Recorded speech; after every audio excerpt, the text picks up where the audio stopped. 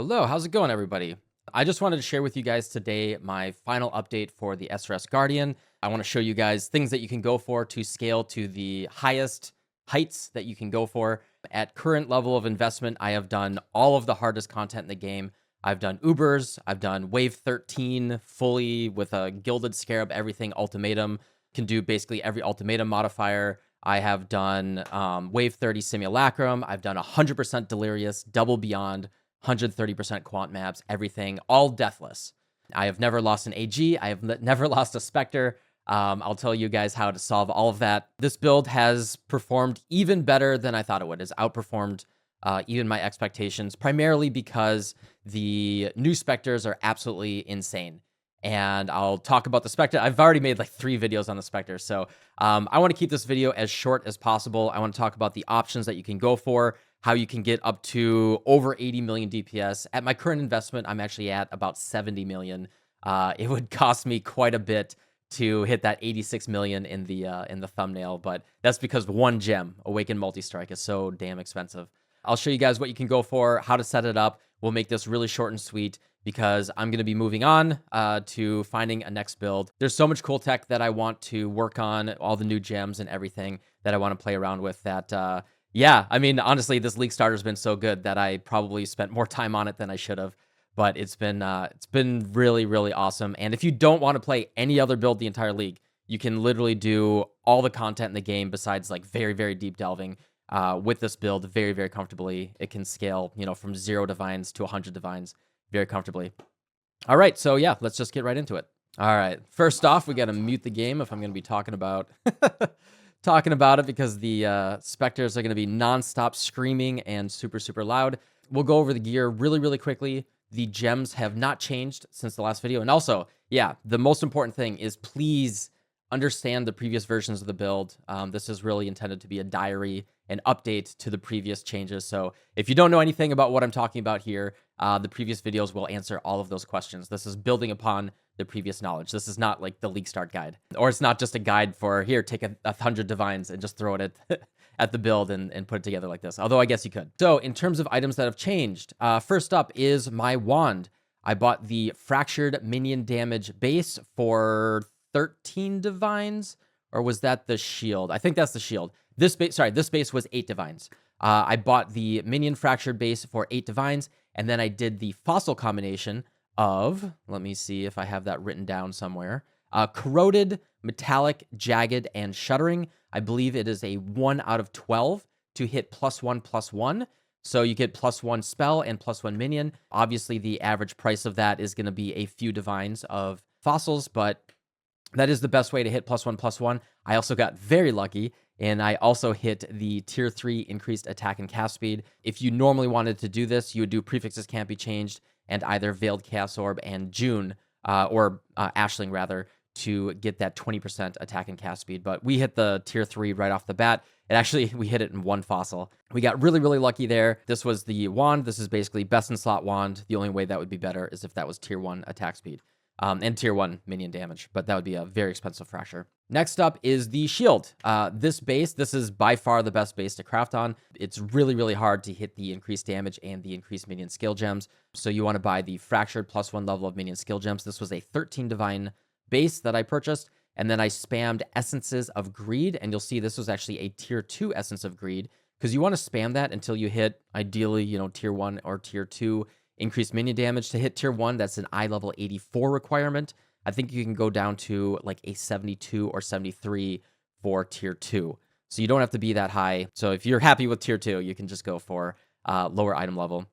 Tier 1's really, really hard to hit. It's like a 0.02% chance to hit or something. So I spammed Shrieking Essences of Greed because it would take so many attempts. It was about 100 to 150 essences to hit the tier 2 increased minion damage. I did prefixes can't be changed, Veiled Chaos Orb, Unveiled the Lightning and Chaos, and I YOLO slammed T1 increased minion life, which was a great hit. So, yep, that's the shield. The shield was like 8 million more DPS or something crazy like that.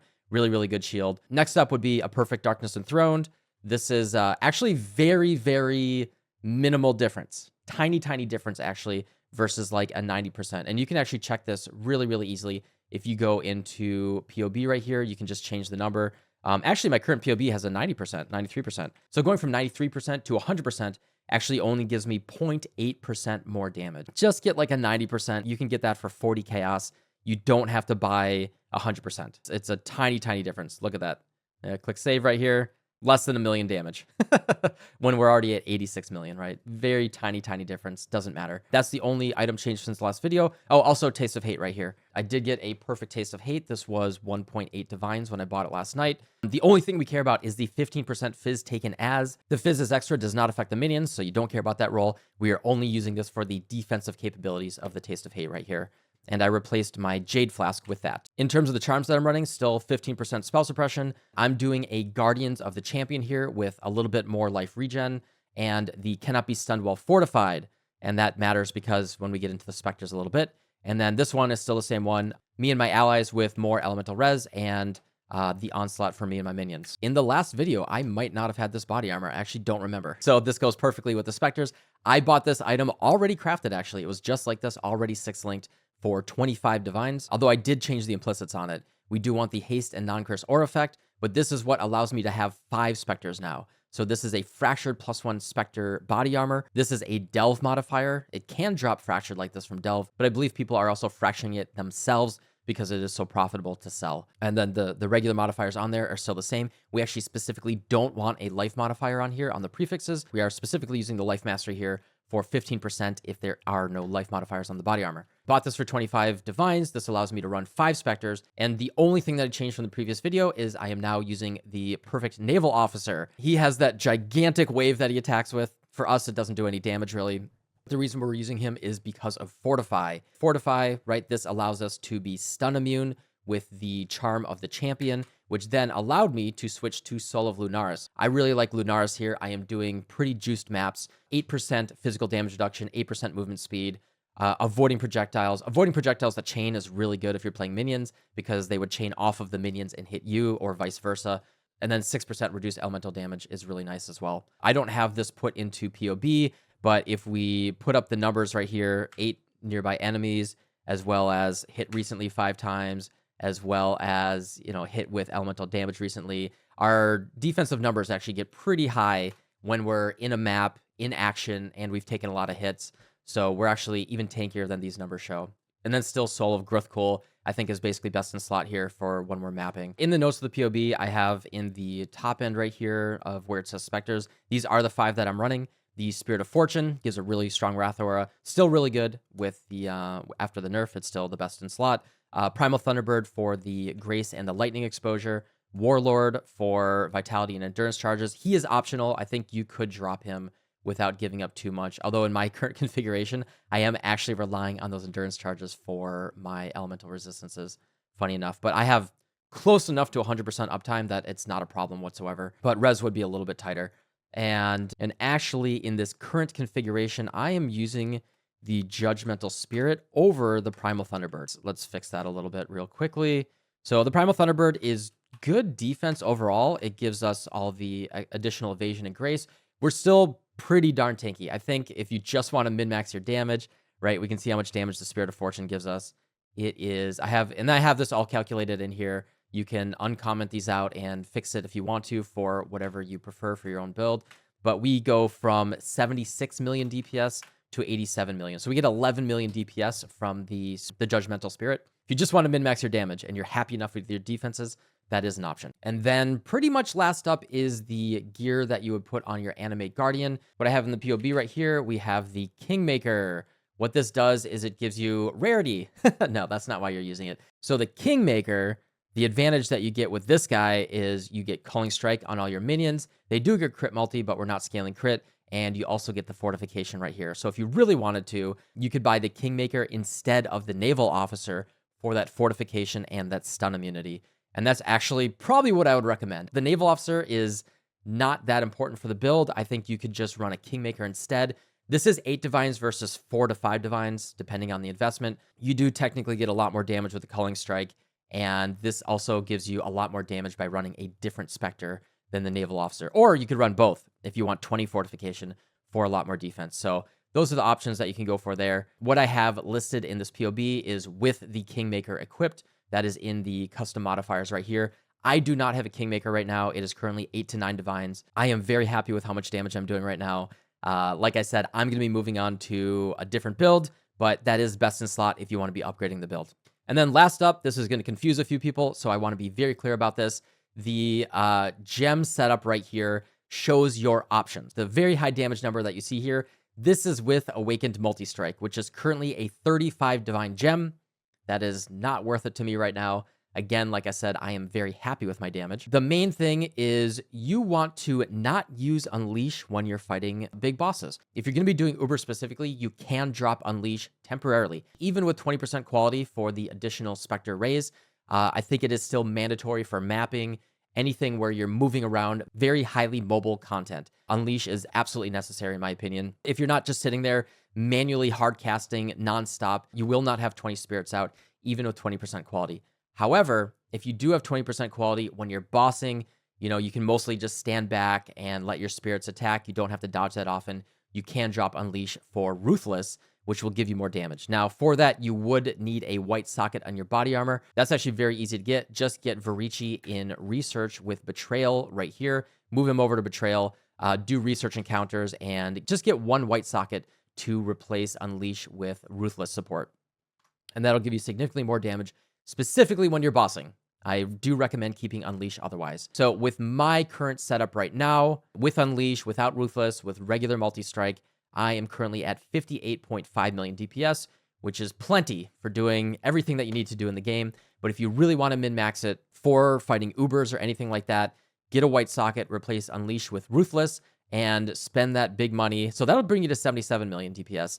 And then if you really want to min-max, multi-strike with Awakened Multi-Strike, that brings you up to 87 million, which, a very strong, reliable, tanky build that can just do everything that you want to do. And then I guess just to quickly go over, if you are feeling your AG or your Spectres are squishy at all, again, I have never lost a single one. Even the Primal Thunderbird, he has very low life compared to the other ones. I've never even seen their HP move. These are the necessary things that I would recommend going for. So big thing is Grave Intentions with Minion Defense Mastery. This will give them +8 all res, as well as 20% life as energy shield and some chaos res on your Spectres and your AG. Next up would be Dread March. Gives them life, gives them 10% PDR and 10% chaos res. And then I'm running the Perfect Warlord, which gives them endurance charges and vitality. And then I am running the Naval Officer, either some combination of the Naval Officer and or a Kingmaker to give them fortification as well to make them even tankier. Then they get tankier the higher the level they are. So 27 Animate Guardian and Raise Spectre, and then Elemental Army and Meat Shield support. Even multiple videos ago when I was much lower investment, they have never died with this setup. So make sure that you have that. And then very, very mandatory, minions recover life on minion death. This mastery right here is really big. But there is also a medium cluster jewel node that does the same thing. You can look that up if you want to go for that. With all that stuff combined, you should never lose an AG or Spectre. I've done the hardest content in the game, and I've never even seen their life move. I am over 50 million DPS, and if I want to invest a little bit more, I could go to almost 90 million DPS. But like I said, I'm very happy with how this build is right now. I'm probably going to be moving on after today, probably this weekend. I'll start looking at the next build, make a new Christmas gift to myself of trying to do something new. But yeah, that's it for me. I know this was a little dense and there's a lot of options here, but I want to provide to you guys as many options as possible. I try to explain it the best that I can. If you get a little confused, join the stream, ask some questions, and we'll get you sorted out, or join the Discord and ask questions in there. I think it's important at these like higher level investment setups to acknowledge that there isn't something that's just better than something else. That's always the question that I get. It's like, why aren't you running a lightning coil? Why aren't you using Profane Proxy? Is this better? Is this worse?